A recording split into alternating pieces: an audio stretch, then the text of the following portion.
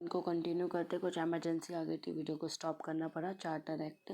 Of 1853 ये last series है। Charter act पास bye जो ब्रिटिश पार्लियामेंट ने पास किया था 1793 and 1853 constitution landmark. Feature of this act इसने सेपरेट किया पहली बार लेजिस्लेटिव एंड एग्जीक्यूटिव फंक्शन जो गवर्नर जनरल काउंसिल के थे। इसने प्रोवाइड किए 6 न्यू मेंबर्स। अब 6 न्यू मेंबर क्या लेजिस्लेटिव काउंसिलर बने जो कि काउंसलिंग देंगे काउंसिल को, मतलब काउंसिलर बने ये। तो separate governor general legislative council ये जो आई तो क्या बना, ये इंडियन सेंट्रल लेजिस्लेटिव काउंसिल बना। लेजिस्लेटिव विंग क्या करता है, मिनी पार्लियामेंट है, अडॉप्ट करता है सेम प्रोसीजर जो ब्रिटिश पार्लियामेंट का। लेजिस्लेशन फर्स्ट टाइम का जो ट्रीट किया गया स्पेशल फंक्शन एंड गवर्नमेंट जिसके पास special machinery and special process है। इंट्रोड्यूस अब इससे क्या हुआ, open competition selection recruitment of civil servant start हुआ। सिविल सर्विसेज यहाँ से ओपन हुआ इंडियंस के लिए भी। अकॉर्डिंग टू मैकॉले कमेटी जो कमेटी थी इंडियन सिविल सर्विस ने अपॉइंट की गई 1854 एक्सटेंड किया कंपनी रूल। अलाउ किया गया कि रिटेन कर पाए पोजीशन इंडियन टेरिटरीज ट्रस्ट कर पाए ब्रिटिश क्राउन को एंड डिड नॉट स्पेसिफाई कोई पर्टिकुलर पेयर नहीं unlike previous charters. This was clear indication था कि अब कंपनी का रूल कुड बी टर्मिनेटेड, कभी भी टर्मिनेट हो सकता है जब पार्लियामेंट चाहती की। इट इंट्रोड्यूस किया पहली बार local representation India central legislative में। अब क्या हुआ, 6 में से new legislative member governor general council, 4 members appoint किए गए लोकल प्रोविंशियल से जैसे government of Madras, Bombay, Bengal and Agra. Government of India act 1858 ये क्या है, जगाने के लिए जो रिवॉल्ट हुआ 1857 जो फर्स्ट वार ऑफ इंडिपेंडेंस था जिसको सुपरमिटनी बोलते हैं। Act for good governance of India इसने अबॉलिश किया ईस्ट इंडिया कंपनी, ट्रांसफर किया गया power of government territories and revenue for British crown. ये जो फीचर था इस एक्ट का क्या है, जो फीचर टेस्ट एक्ट का कि प्रोवाइड करेगा इंडिया को जो गवर्न किया जाए in the name of majesty के नाम से गवर्न किया जाए। Designation governor general of India जो था अब क्या बन गया, वाइस रॉय ऑफ इंडिया। तो वाइस रॉय क्या बन गया, डायरेक्ट रिप्रेजेंटेटिव कि ब्रिटिश क्राउन का वही एक डायरेक्ट रिप्रेजेंटेटिव होगा और Lord Canning first vice Roy of India बने। इसने एंड कर दिया डबल गवर्नमेंट सिस्टम जो अबॉलिश किया board of control and court of directors ने। उनने क्रिएट किया नया office secretary of the state for India वेस्टेज जिसमें complete authority and control over Indian administration. Secretary of the state member बना British cabinet का और ये रिस्पॉन्सिबल अल्टीमेटली किसको रहेगा, ब्रिटिश पार्लियामेंट को। 15 मेंबर की काउंसिल थी, एसेस किया गया secretary of the state for India. Council advisory body रही, secretary of the state chairman of council रहा। कंस्टिट्यूट किया secretary of state in council and body corporate किया गया कैपरेबल स्विंग जो स्यू किया जाए इंडिया में and in England. Indian council act 1861 जब ग्रेट रिवॉल्ट 1857 हो गया तो ब्रिटिश गवर्नमेंट को लगा कि हाँ जरूरत है कॉपरेशन की, इंडियंस की भी एडमिनिस्ट्रेशन करने के लिए कंट्री को, और पर्सनल से कैसी पॉलिसी होना चाहिए, एसोसिएशन होना चाहिए। तो 3 एक्ट इनेक्ट किए गए ब्रिटिश पार्लियामेंट से 1861, 1892, 1909। तो Indian council act 1861 important landmark रहा constitution political history of India में। ये जो फीचर इस एक्ट का है, बिगिनिंग और रिप्रेजेंटेटिव इंस्टीट्यूशन एसोसिएट जो भी इंडियंस का law making process and provide voice right should nominate किया जाए उस इंडियंस को non official member and expenses council. 1862 में क्या हुआ, लॉर्ड कैनिंग जो वॉइस राइटर ने नॉमिनेट किया 3 इंडियंस को लेजिस्लेटिव काउंसिल में जो थे Raja of Banaras, Maharaja of Patiala and सर्दन कर्रा। इट इनिशिएटिव ने प्रोसेस ऑफ डिसेंट्रलाइजेशन की स्टोर करी, कैसे करी, रिस्टोर किया लेजिस्लेटिव पावर को बॉम्बे एंड मद्रास प्रेसिडेंसीज में, रिवर्स किया सेंट्रलाइजिंग टेंडेंसी जो है रेगुलेटिंग एक्ट 1773 जो क्लाइमेक्स तक पहुंचा, चार्टर एक्ट 1833 जब पॉलिसी थी लेजिस्लेटिव डिवोल्यूशन की, complete internal autonomy provinces 1937। Establish किया new legislative council Bengal north central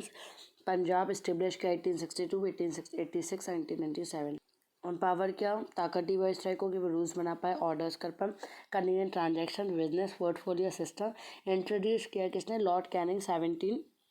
1859 in charge of one और मोर डिपार्टमेंट के लिए गवर्नमेंट को ऑथोराइज किया गया कि वो इशू कर पाए final order behalf of council of matter of department. Empower किया वॉइस राइट इशू कर पाए ordinance without concurrence of legislative council during emergency. जो लाइफ है सच एन ऑर्डिनेंस कितने रहेगी, 6 month. Indian council act 1892 first feature increase क्या करेगा, इसमें एडिशनल जो मेंबर्स है सेंट्रल प्रोविंशियल लेजिस्लेटिव काउंसिल के मेंटेन करेगा ऑफिशियल मेजॉरिटी, इंक्रीज करेगा फंक्शन लेजिस्लेटिव काउंसिल देगा, डिस्कस करेगा बजट एंड एड्रेस करेगा question to the executive. Provided जो नॉमिनेशन है non official member central legislative council by viceroy, recommendation provincial legislative council है provincial legislative governor and recommendation district board zamindar chambers they act as क्या होना related indirect reason use करने के लिए election non official सीज board central provincial legislative council जो word है election पहले नॉट यूज नहीं हुआ था इस एक्ट में तो प्रोसेस डिस्क्राइब की गई थी nomination made on recommendation certain bodies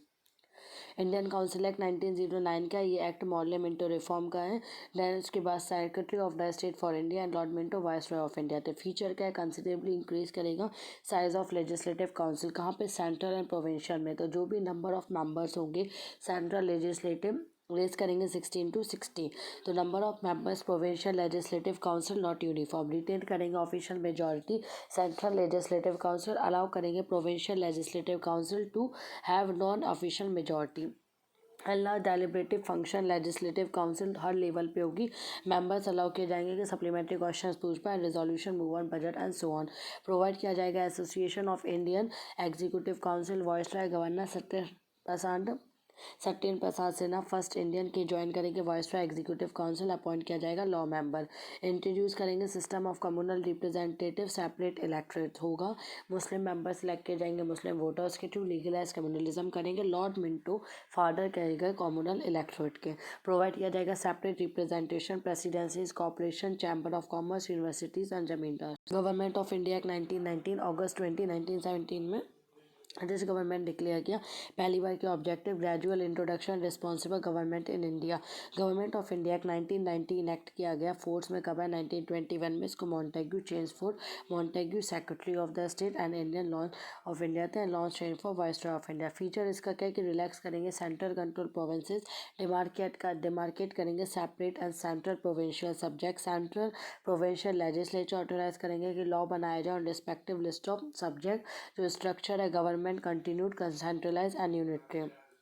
it further divided provincial subjects को डिवाइड करेगा टू पार्ट में transferred and reserve transfer subject होते हैं एडमिनिस्टर बाय गवर्नर जो इसका रहेगा 8 किसकी होगी मिनिस्टर रिस्पॉन्सिबल लेजिस्लेटिव काउंसिल और रिजर्व सब्जेक्ट वोट है जिसको गवर्नर एडमिनिस्टर करेगा एंड उसकी एग्जीक्यूटिव काउंसिल रिस्पॉन्सिबल हो गए लेजिस्लेटिव काउंसिल के लिए अभी दो अलग अलग सिस्टम चल रहे थे डुअल स्कीम ऑफ गवर्नेंस इसको डायरकी बोला जाएगा डायरकी टर्म ग्रीक से आया है डायक mean double rule and the experiment was largely unsuccessful ही introduce first time bicameralism direct election introduce हुआ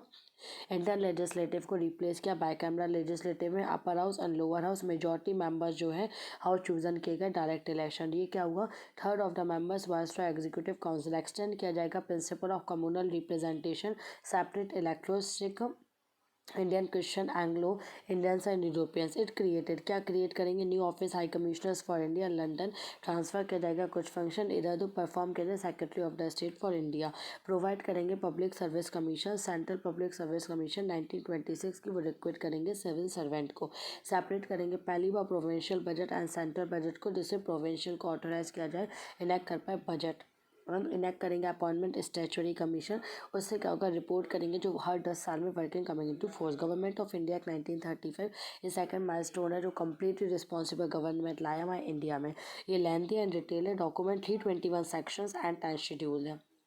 it provided all India federation consisting provinces 20 state unit को ये देगा एक्ट डिवाइड हो जाएगा centre and unit term federal list जिसमें centre 59 subject provincial list मतलब for provinces 54 item concurrent list for both 36 item residuary power जो इसमें viceroy की दी गई federation never came to join इस अबॉलिश किया डायर किया एंड प्रोविंसेस ने इंट्रोड्यूस किया प्रोविंशियल ऑटोनॉमी जो प्रोविंसेस है अलाउ किया गया autonomic unit administration defined sphere moreover जो एक्ट ने इंट्रोड्यूस करेगा रिस्पॉन्सिबल गवर्नमेंट प्रोविंसेस जो गवर्नर है रिक्वायर्ड किया गया advice of minister responsible provincial legislature and this came into effect 1937 discontinued in 1939 जो अडॉप्शन था dyarchy in the centre consequent transfer subject ये जो प्रोविजन था act did not become an operation at all इसने introduce किया bicameralism 6 out of 11 provinces of Bengal, Bombay, Madras, Bihar, Assam, United Province, and Legislative Assembly at lower house and Legislative Council of upper house restrictions were placed.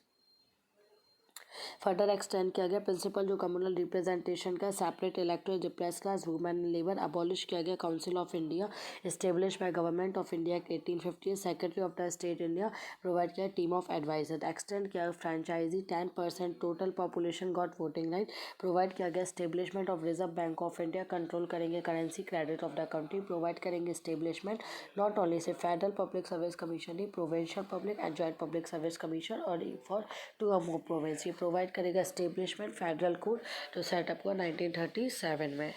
Indian independence act of 1947, Feb 20 1947, British prime minister जो Clement Attlee थे उनने डिक्लेयर किया British rule in India जो end होगा June 30 1948, former transfer किया गया responsible Indian हैंड्समेट और अनाउंसमेंट किया गया एजिटेशन मुस्लिम लीग डिमांड करेगा पार्टीशन ऑफ कंट्री, कब 3 जून 1947, ब्रिटिश गवर्नमेंट ने क्लियर कर दिया कि कॉन्स्टिट्यूशन जो फ्रेम किया जाएगा कॉन्स्टिट्यूएंट असेंबली ऑफ इंडिया से 1946 में अप्लाई नहीं होगा उन पार्ट्स में जो एक्सेप्ट नहीं करना चाहते। सेम डे 3 जून 1947 जो Lord Mountbatten viceroy of India थे उन्हें फोर्थ पार्टीशन प्लान रखा माउंटबेटन प्लान एंड इसको एक्सेप्ट किया गया कांग्रेस एंड मुस्लिम लीग ने। इमीडिएट इफेक्ट है कि प्लान वॉज इनएक्टिंग की इनएक्ट किया गया Indian independence act 1947।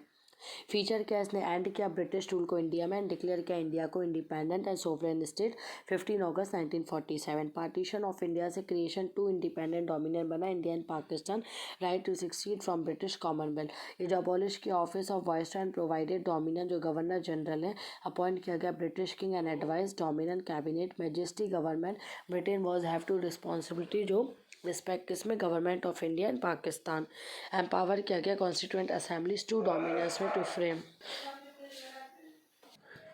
It empowered constituent assembly को टू डोमिनियन को कहता है कि फ्रेम कर पाए अडॉप्ट कर पाए वो कॉन्स्टिट्यूशन रिस्पेक्टिव नेशन में, रिपील कर पाए कोई भी एक्ट ब्रिटिश पार्लियामेंट का जैसे इंडिपेंडेंस एक्ट उसमें खुद इंक्लूड है। एम्पावर करेगा कॉन्स्टिट्यूएंट असेंबली को डोमिनियन लेजिस्लेट कर पाए जो respective territories and new constitution जो ड्राफ्ट किया गया एनफोर्स नो एक्ट जो British parliament pass after August 15 1947। Extend किया जाएगा एडर of new dominions unless it extended law of legislature of the dominion. Abolish करेगा office of secretary of the state for India and transfer करेगा function to secretary of state for Commonwealth affairs. Proclaim जो lapse of British paramountcy Indian princely state treaty relations tribal के साथ tribal areas August 15 1947। Grant करेगा freedom Indian princely states में या तो join करे dominion of India या फिर डोमिनियन ऑफ पाकिस्तान या फिर इंडिपेंडेंट रहे। प्रोवाइड करेगा गवर्नेंस ईच ऑफ डोमिनियन में एंड प्रोविंसेस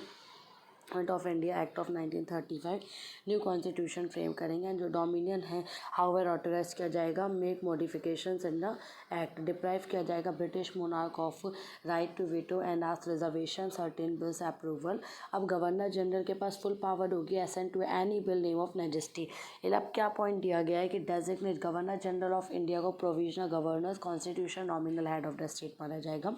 ऐड करेंगे वो एडवाइस हो पे जो भी रिस्पेक्टिव काउंसिलर मिनिस्टर से करेंगे टाइटल जो एम्परर ऑफ इंडिया का royal titles king of England. This continue किया जाएगा जो अपॉइंटमेंट है civil services reservation post secretary of the state for India and members of the civil services appoint किए जाएंगे August 15 1947 वुड एंजॉय करेंगे benefits that are entitled till that time. Stroke में midnight 14-15 अगस्त जो midnight 1947 British rule and power transfer किया जाएगा to new Indian dominion जो India and Pakistan 10 Lord Batten became का first governor general new dominion of India के सोन का Jawaharlal Nehru first prime minister of independent India. Constituent assembly of India form की गई 1946 became parliament of Indian domain. Chapter 2